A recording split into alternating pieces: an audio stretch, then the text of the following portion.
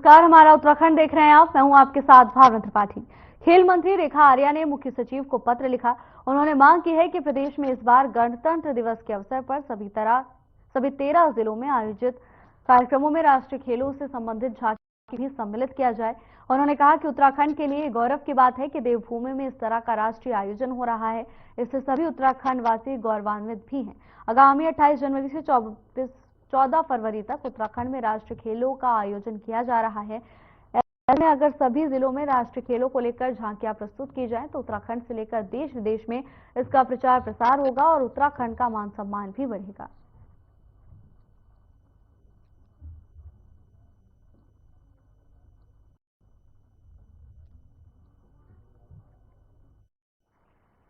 उत्तराखंड उनको इस बाबत एक पत्राचार हुआ है और उनसे एक आग्रह हुआ है कि चूंकि 26 जनवरी को पूरा देश गणतंत्र दिवस मनाता है, अपने राज्य में भी सभी जिलों में गणतंत्र दिवस मनाया जाएगा और उसमें हम अपने राज्य की विभिन्न प्रकार की झांकियां भी हम लोग प्रस्तुत करते हैं। उन्हीं झांकियों में एक झांकी जो कि अपने यहाँ पे एक ऐतिहासिक कार्यक्रम जा रहा है, राष्ट्रीय खेल, जो कि 28 जनवरी से माननीय प्रधानमंत्री जी के कार्यक्रमों से जिसका शुभारंभ होने जा रहा है, तो उस कार्यक्रम से संबंधित भी और राष्ट्रीय खेल जो कि हर एक उत्तराखंडी के लिए बहुत गौरव का विषय है, हर कोई व्यक्ति गौरवान्वित होता है।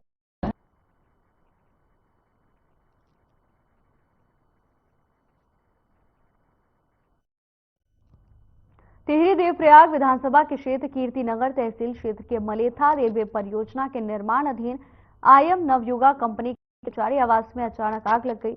आग की लपटों और धुएं का गुब्बार देखने को मिला। आसपास के क्षेत्र और स्थानीय लोगों में अफरा तफरी का माहौल हो गया। प्राप्त जानकारी के अनुसार नवयुगा कंपनी के इंचार्ज राजेश अरोड़ा के द्वारा इसकी सूचना कीर्तिनगर पुलिस को दी गई। उन्होंने बताया कि 4 बजे घटित हुई इस घटना में लगभग 34 कर्मचारियों के रहने वाली जगह के 8 हॉट सामान सहित जल गए। साथ ही 2 बाइक भी जलकर खाक हो गए।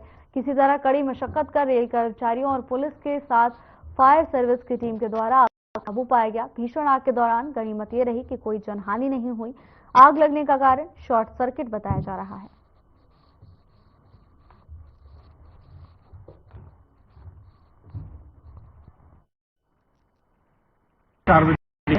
जब हमारा जो लेबर कैंप है मलेथा, जहाँ पे लगभग 50-60 हमारे मजदूर भाई और ऑपरेटर भाई वहाँ पर रहते हैं, तो वहाँ पे आग लग गई थी लेबर कैंप में। तो हमने सबसे पहले तो ये किया कि जो हमारे पास जो साइड पे वाटर टैंक्स अवेलेबल थे, हमने फटाफट से पानी भर के आग बुझाने का कार्य शुरू कर दिया और पैरेलली हमने फायर ब्रिगेड को और प्रशासन को भी इन्फॉर्म कर दिया था। तो फायर ब्रिगेड की गाड़ी भी कुछ समय बाद वहाँ पहुँच गई थी। उन्होंने भी हमारी आग बुझाने में मदद करी। पुलिस और प्रशासन के लोग भी, ऑफिसर्स वहाँ पर आ गए थे, जिन्होंने हमारा उसमें आग बुझाने के लिए सहयोग किया। और इसमें सबसे मैं मानता हूँ भगवान की, ये केदारनाथ बाबा की, बाबा बद्रीनाथ जी की कृपा है, किसी को भी छोटी सी भी चोट नहीं आई है, सब लोग सुरक्षित हैं।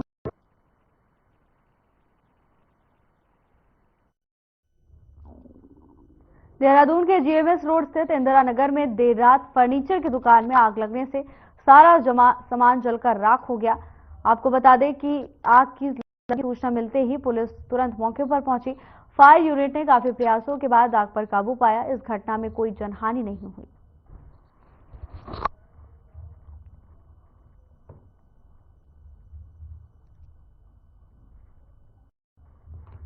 खबर देहरादून से है, जहां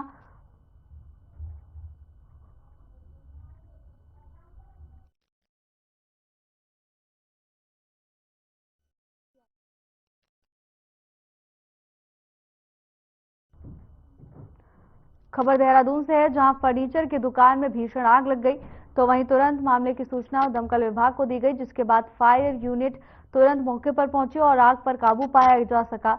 आग की लपटें इतनी विकराल थी कि भारी संख्या में स्थानीय लोग का जमावड़ा लग गया। कड़ी मशक्कत के बाद आग पर काबू पाया जा सका। हालांकि इस घटना में किसी के जान जाने की खबर सामने नहीं आई है। फर्नीचर की दुकान में भीषण आग लगने से आसपास के क्षेत्र में हड़कंप मच गया। भयंकर आग की लपटें और के चलते धूं धूं कर फर्नीचर की दुकान में रखा सामान जलने लगा, तो वहीं मामले की सूचना मिलते ही तुरंत दमकल की गाड़ियां मौके पर पहुंची और कड़ी मशक्कत के बाद आग काबू पाया जा सका। तो वहीं इस घटना से आसपास के क्षेत्र में सनसनी मच गई। आग बुझाने के प्रयास में स्थानीय लोग भी जुटे हुए नजर आए।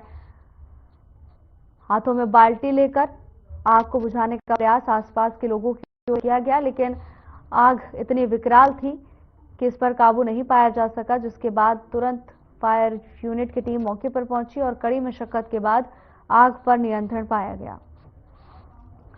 इस घटना में सारा सामान जलकर राख हो गया है।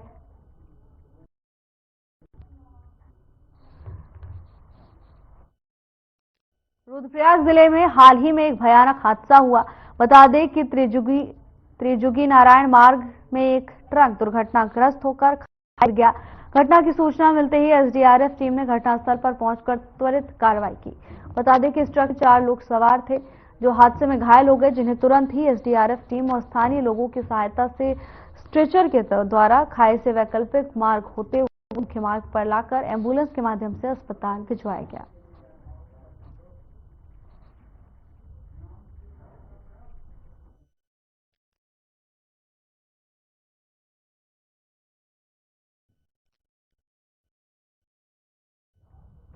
खबर विकासनगर से है, जहां लगातार मौसम के बदलते मिजाज को लेकर मौसमी रोगों से बचाव को लेकर उप जिला चिकित्सालय मुख्य अधीक्षक ने जानकारी दी। उन्होंने बताया कि मुख्य रूप से मौसमी रोगों से बचाव और एचएमपीवी वायरस की जानकारी देते हुए उन्होंने बताया कि उप जिला चिकित्सालय में भर्ती मरीजों को निःशुल्क भोजन की व्यवस्था की गई है।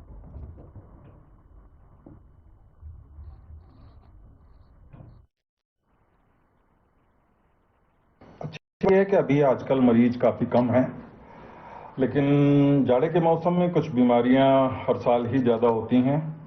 उसी प्रकार से इस साल भी हैं, तो सबसे ज़्यादा तो सांस की बीमारी जो होती हैं उनके मरीज सबसे ज़्यादा रहते हैं मौसम में। और इस बार एचएमपीवी वायरस का भी खबरें आ रही हैं। सौभाग्य से अभी तक कोई मरीज हमें मिला नहीं है यहाँ पे इस तरह का कोई भी, लेकिन ये सभी बीमारियों का फैलने का तरीका वही है जो कोविड का था। तो इन सब के बचाव के लिए सबको वही ध्यान रखना है जो कोविड के समय ध्यान रखने वाली बातें थीं। किसी को भी अगर जुकाम खांसी हो रहा है तो वो भीड़ भाड़ से दूर रहे। विद्यालयों से मेरा विशेष अनुरोध है, ऐसा कोई बच्चा है तो कृपया उसको छुट्टी दे दें, वरना वो क्लास में सारे बच्चों को फैलता है। मास्क लगा के रखना है, भीड़ से दूर रहना है, बार बार हाथ धोते रहना है। इस समय जो मौसम बदल रहा है उस वजह से जो पेशेंट है हमारे पास ज़्यादातर सांस की बीमारी खांसी वांसी लेके ज़्यादा आ रहा है, थोड़ा बुखार आ रहा है, क्योंकि मौसम बदल रहा है तो वायरल फीवर बहुत कॉमन है। और जो ये खांसी है वो ड्राई कफ है, सूखी खांसी जिसे हम कहते हैं, तो वो है। तो उसमें हमें बस ये सावधानी रखनी है, जैसे कोई व्यक्ति है जो ऑफिस जाता है तो मास्क लगा के जाए, क्योंकि जो हवा आती है, हम बाइक चलाते हैं तो उससे हमारा जो रेस्पिरेटरी ट्रैक्ट है, मतलब जो सांस वाली नली है, वो थोड़ा ड्राई हो जाती है।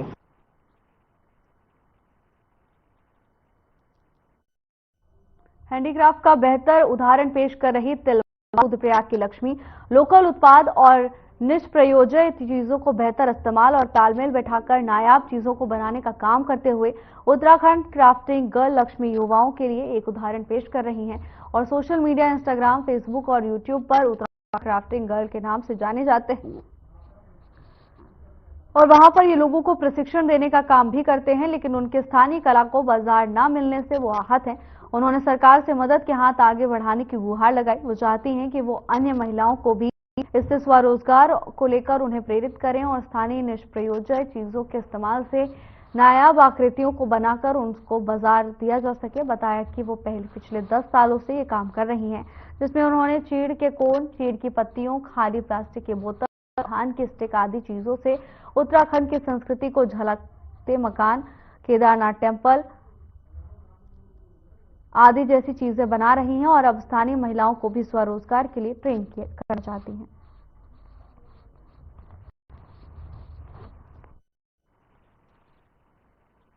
की जो हमारी ये छींटी रहती है, इससे मैंने क्राफ्टिंग का बना रखा है, घड़ी बना रखी है और ये जो है ये मैंने गेहूं के उससे बना रखा है, स्टिक से, जो उसके नीचे का छाल रहता है गाय भैंस खाते हैं। कहना चाहेंगे सरकार से ये है कि अगर इस चीज़ों में हमें सहयोग किया, मुझे सहयोग किया। बहुत सारी महिलाएं हैं मेरी तरह जो घर में बैठी रहती हैं, तो वो भी आगे आएंगे और हमें भी बहुत सपोर्ट मिलेगा इस चीज़ में। इससे भी बेहतर चीज़ें हम कर सकते हैं। यही है कि सरकार से हमें मदद मिले, ये सामान ऐसी ना पड़ा रहे।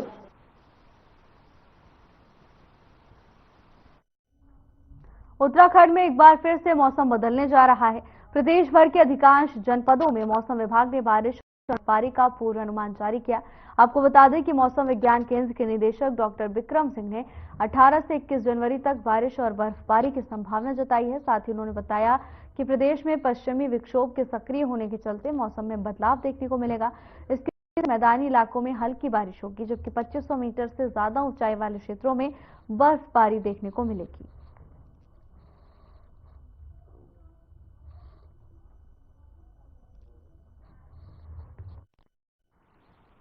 हालांकि 18 से फिर 20-21 तक जो अंदर के हमारे डिस्ट्रिक्ट है, उत्तरकाशी, चमोली, पिथौरागढ़, रुद्रप्रयाग, बागेश्वर, तो इनकी जो हायर रीचेज हैं उसमें छुटपुट एक्टिविटी जो है वो 3-4 दिन वो दिख रही है। तो वो एक आप कह सकते हैं कि जो लोकल है इफेक्ट है वहाँ पे, उसकी वजह से ही वो चीजें चलती रहेंगी। थोड़ा या WD थोड़ा ऊपर निकलेंगे तो ऐसा जो है उनका इम्पैक्ट बहुत ज्यादा यहाँ नहीं मिल रहा है। उत्तराखंड सरकार प्रदेश के कई स्थानों पर टनल पार्किंग के साथ साथ शहरों में भी अंडरग्राउंड पार्किंग बनाने का प्लान बना रही है। आपको बता दें कि शहरी विकास मंत्री प्रेमचंद अग्रवाल ने कहा है कि प्रदेश में पर्यटन के लिहाज से करोड़ों यात्री आते हैं, इसीलिए सरकार का सबसे ज्यादा फोकस पार्किंग पर है, क्योंकि ट्रैफिक से लोगों को दिक्कतों का सामना करना पड़ता है। आपको बता दें कि पार्किंग अगर व्यवस्थित होगी तो ट्रैफिक की समस्या से लोगों को निजात मिल सकेगा। वहीं उन्होंने कहा कि आवास विभाग के तहत अभी तक कई पार्किंग स्वीकृत की जा चुकी है, जिन पर काम भी चल रहा है, जबकि कई पार्किंग तैयार हो चुकी है। देहरादून से है, जहां अंडरग्राउंड पार्किंग बनाने का काम किया जा रहा है। तो वहीं मंत्री की ओर से बताया गया कि इस पार्किंग के निर्माण से लोगों को जाम की समस्या से मुक्ति मिलेगी और आने जाने में लोगों को जो दिक्कतें होती थी उससे भी अब आम जनता को छुटकारा मिलेगा। बता दें कि देहरादून में अंडरग्राउंड पार्किंग बनाने का प्लान तैयार किया जा चुका है और इस अंडरग्राउंड पार्किंग के निर्माण से लोगों को आवागमन में सुविधा होगी। लोगों को घंटों तक ट्रैफिक की समस्या से जूझना पड़ा था। लंबी लंबी कतारें सड़कों पर वाहनों की नजर आती थी, तो वहीं अब तस्वीरें बदल सकती हैं। अंडरग्राउंड पार्किंग के निर्माण के बाद लोगों को जाम की समस्या से निजात मिल सकता है।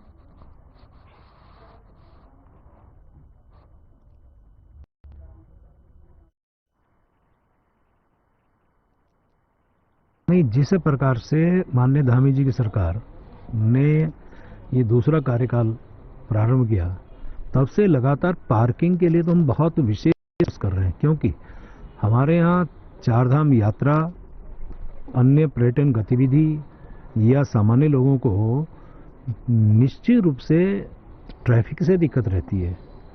पार्किंग यदि व्यवस्थित होगी, यदि पर्याप्त होगी, पार्किंग यदि ठीक ठाक हर जगह पे होगी तो इससे भी निजात मिलेगी और एक व्यवस्थित व्यवस्था, यानी कि चाहे वो ट्रैफिक के लिए होगी, चाहे देखने में होगी या किसी भी रूप में, वो बहुत ठीक ठाक दिखाई देखने ठीक ठाक लगेगी।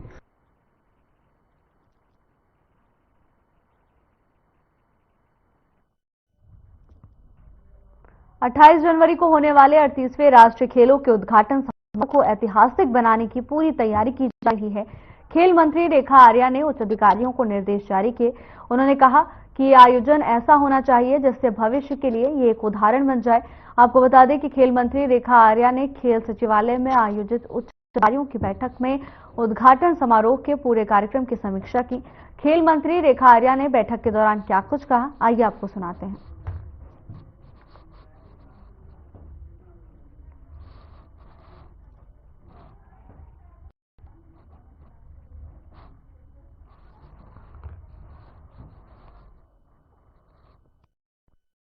होने जा रही है और हम सब लोग जानते हैं कि इस राष्ट्रीय खेलों की शुरुआत जो हमको 38 नेशनल गेम हमको अलॉट हुआ है, उसका माननीय हमारे देश के यशस्वी प्रधानमंत्री मोदी जी करने वाले हैं। तो उसी के संदर्भ में आज एक तैयारी बैठक की समीक्षा मैंने करी है, जिसमें हमारा भाव इतना ही है कि हमारा पूरा उत्तराखंड और हमारा पूरा देश जो है की इस तैयारियों को देखेगा तो उसमें कोई कमी ना रह जाए, इसके दिशा निर्देश निर्गत किए हैं। इसके साथ ही हमारे जो इवेंट्स हो रहे हैं, चाहे हमारे वो मेडल गेम हो या हमारे प्रदर्शनी में खेल हो। पीएम नरेंद्र मोदी हर साल परीक्षा पे चर्चा कार्यक्रम के जरिए देश भर के विद्यार्थियों के साथ चर्चा करते हैं। इस दौरान पीएम मोदी बच्चों को परीक्षाओं में तनाव से निपटने की ट्रिक्स बताते हैं। इस कार्यक्रम में सम्मिलित होने के लिए हर साल बड़ी संख्या में विद्यार्थी अपना रजिस्ट्रेशन करवाते हैं, जिनमें से एक प्रक्रिया के तहत चयन किया जाता है। इस बार देहरादून से फूलचंद नारी शिल्प कन्या बालिका इंटर कॉलेज की 11वीं की छात्रा प्रीति तपाली को पीएम से बात करने का अवसर मिलेगा। विद्यालयी शिक्षा महानिदेशक झरना कमठान ने कहा, राज्य को कोटा 2 बच्चों का था, जिसमें से प्रीति तपाली का चयन हुआ है। साथ ही एक अन्य बच्चे का चयन भी किया जाएगा।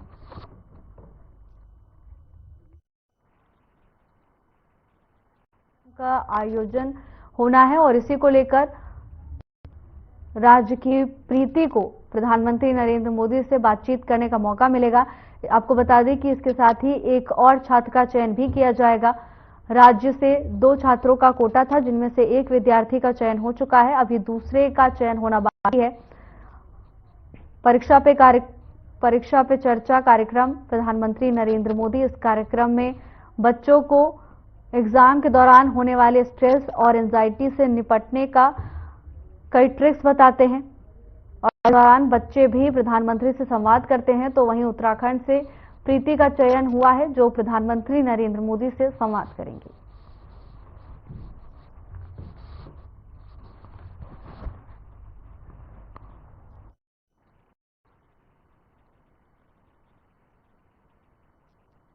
देखिए, ये परीक्षा पे चर्चा का 8th एडिशन जो है वो अभी इस पे कार्रवाई चल रही है और इसमें हमारे स्टेट से 2 स्टूडेंट्स का कोटा है और इसमें लगभग 2,98,000 छात्राओं ने जो है रजिस्ट्रेशन करा लिया है, जो लगभग 23% के आसपास है और इसमें गत वर्ष 11% था ये, बढ़कर के लगभग 23% हो गया है।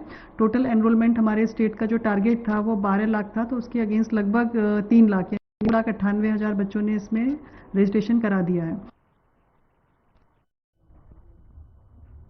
देहरादून के जीएमएस रोड स्थित बरसवाल एंड सन्स फर्नीचर में भीषण आग लग गई। मौके पर पहुंची फायर यूनिट ने आग पर काबू पाया। बता दें कि इस घटना में कोई हानि नहीं हुई, लाखों का फर्नीचर जलकर राख हो गया।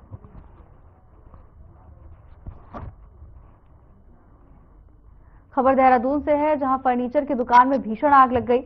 हालांकि कोई किसी जनहानि की खबर सामने नहीं आई है, लेकिन आग इतनी विकराल थी कि भारी सारा दुकान के अंदर रखा सारा सामान जलकर राख हो गया, जिससे दुकान मालिक को काफी नुकसान होने की संभावना जताई जा रही है। मामले की सूचना मिलते ही तुरंत दमकल की टीम मौके पर पहुंची और कड़ी मशक्कत के बाद आग पर काबू पाया गया।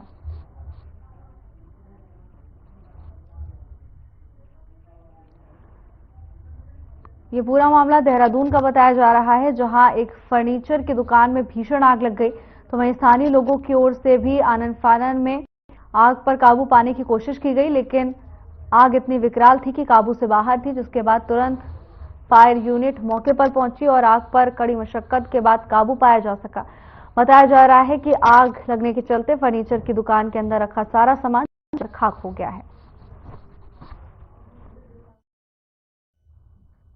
खबर विकासनगर से है, जहां लगातार मौसम के बदलते मिजाज को लेकर मौसमी रोगों से बचाव को लेकर उप जिला चिकित्सालय मुख्य अधीक्षक ने जानकारी साझा की, जिसमें मुख्य रूप से रोगों से बचाव और एचएमपीवी वायरस की जानकारी उन्होंने दी। उन्होंने बताया कि उप जिला चिकित्सालय में भर्ती मरीजों को निःशुल्क भोजन की व्यवस्था दी गई है। खबर विकासनगर से है, जहां बदलते मौसम के मिजाज को लेकर स्वास्थ्य विभाग की ओर से लोगों से अपील की जा रही है कि अपना ख्याल रखें। मरीजों के लिए निःशुल्क भोजन की व्यवस्था भी अस्पतालों की ओर से की गई है। मौसम में बदलाव को देखते हुए लोगों से अपील की गई है कि अपना जितना हो सके मौसमी बीमारियों से बचाव करें।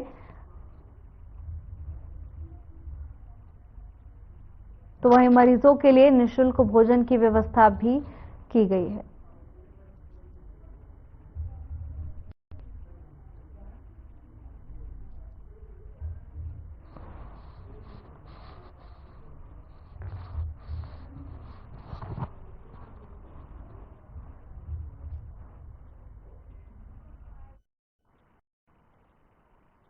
हालांकि 18 से फिर 20-21 तक जो अंदर के हमारे डिस्ट्रिक्ट है, उत्तरकाशी, चमोली, पिथौरागढ़, रुद्रप्रयाग, बागेश्वर, तो इनकी जो हायर रीचेज हैं उसमें छुटपुट एक्टिविटी जो है वो 3-4 दिन वो दिख रही है। तो वो एक आप कह सकते हैं कि जो लोकल इफेक्ट है वहाँ पे उसकी वो चीज़ें चलती रहेंगी थोड़ा जो है, या WD थोड़ा ऊपर निकलेंगे, तो ऐसा जो है उनका इम्पैक्ट बहुत ज़्यादा यहाँ नहीं मिल रहा है। पर छुटपुट एक्टिविटी जो है 18 से 21 तक भी जो है, 22 तक भी जो है वो दिख रही है कि अंदर के डिस्ट्रिक्ट में मिलेंगी हायर रीचेज में। जी। कर्णप्रयाग के अंतर्गत गौचर के भट्टनगर में अनाधिकृत रूप से संचालित होंडा शोरूम को सीज कर दिया गया है। बता दें कि भट्टनगर में बिना अनुमति के होंडा शोरूम का संचालन चल रहा था।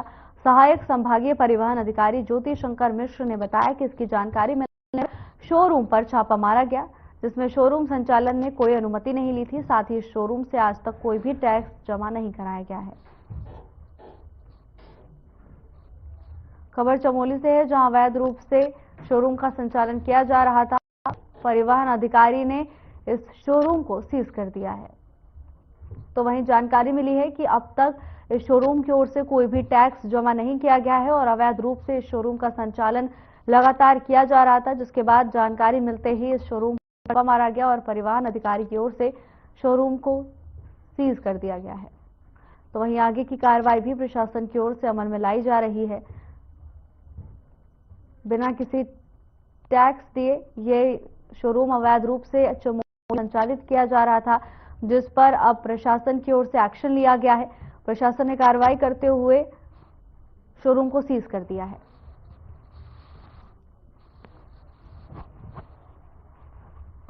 जानकारी के मुताबिक अभी तक शोरूम संचालकों की ओर से कोई भी टैक्स पे नहीं किया गया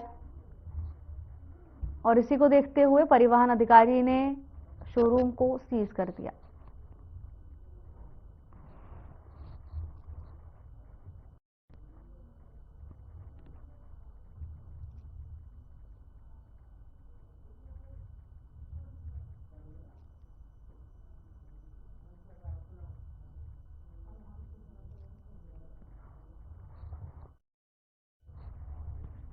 उत्तराखंड में निकाय चुनाव के लिए सीएम धामी लगातार रैलियां और जनसभा कर रहे हैं। वहीं इस दौरान जनसभा में सीएम धामी ने कांग्रेस की सोच को मुगलिया सोच करार दिया। इस पर जब सीएम धामी से पूछा गया कि आखिर कांग्रेस की सोच को मुगलिया सोच क्यों कहा गया, तो सीएम धामी ने कहा कि जब भी हम समान नागरिक संहिता की बात करते हैं तो कांग्रेस उसे एक समाज को टारगेट करने की बात कहती है। इसीलिए जाहिर है कि उनकी सोच कहीं ना कहीं मुगलों से प्रेरित है। तो वहीं इस पर कांग्रेस के मुख्य प्रवक्ता गरिमा दसौनी ने पलटवार। उन्होंने कहा कि उत्तराखंड में जिहाद शब्द लाने के जिम्मेदार सीएम धामी हैं।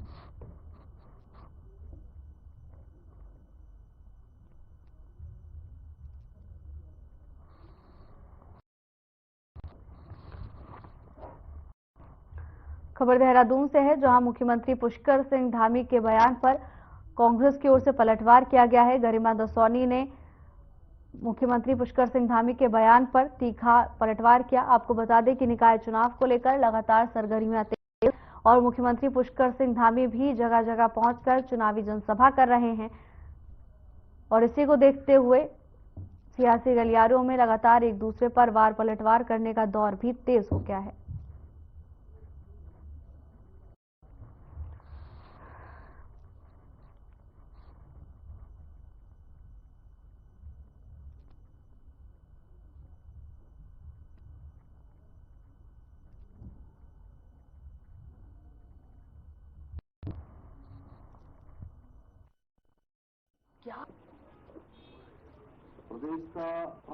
इसमें हमारे 11 हम जब समान नागरिक संहिता की बात करते हैं तो वो हमेशा कहते हैं कि एक वर्ग को हम टारगेट कर रहे हैं, जबकि हम किसी वर्ग को टारगेट नहीं कर रहे हैं।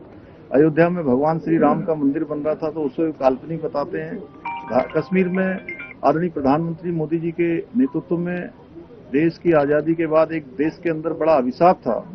कश्मीर भारत का अभिन्न अंग नहीं बन पाता था, नहीं था, उसको देश का अभिन्न अंग बनाने का काम धारा 370 समाप्त करी गई।